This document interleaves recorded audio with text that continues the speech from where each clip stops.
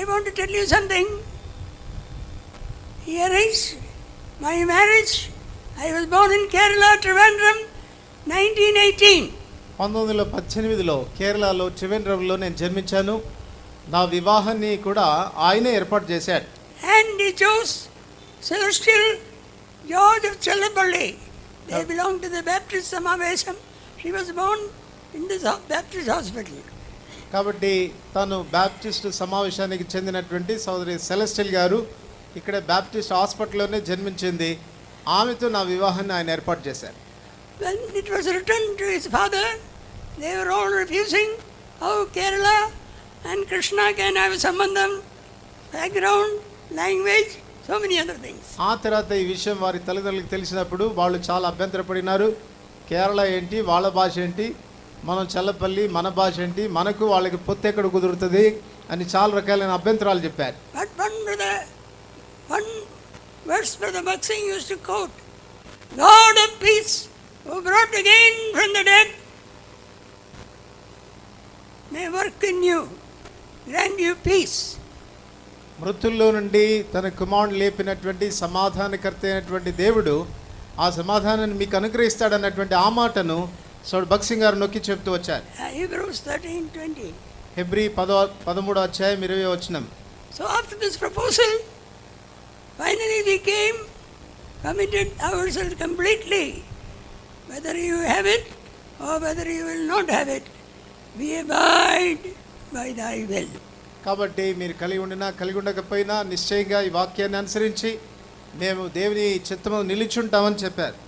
God of peace who brought again from the dead. Brother Bhaksing used to say, you commit it to the Lord as if it is dead. But if it is of the Lord, according to his foreordained purpose, he will bring it up again. కాబట్టి మీరు మృతుల్లో నుండి లేపినటువంటి సమాధాన అధిపతి అయినటువంటి దేవునికి మనం అప్పగిస్తే ఆయన ముందుగా ఆయన ఏదైతే నిర్ణయించాడో అది నిశ్చయంగా మన పక్షంగా నెరవేర్చబడినట్లుగా ఆయనే దాన్ని చేస్తాడని చెప్పాడు. So after 1 year or more, he himself united us as partners in life in Hebron, and all others consented, joined. ఆ తర్వాత ఒక సంవత్సరం గడిచిపోయిన తర్వాత ఆయనే హెబ్రోన్లో మా ఇరువురి వివాహం జరిపించాడు. ఆ వివాహానికి అనేకులు కూడా హాజరయ్యారు, దాన్ని సమ్మతించారు. One verse, God of peace who raised Jesus from the dead. If it is of him, he will raise up the matter and grant you peace. So wait, and we waited, others also waited. మృతుల్లో నుండి లేపిన సమాధానకర్త అయిన దేవుడు యేసుక్రీస్తు ద్వారా తన దృష్టికి అనుకూలమైన దాన్ని మనలో జరిగించును. ఆ రీతిగా నమ్మి మేము వేచి ఉండినాం.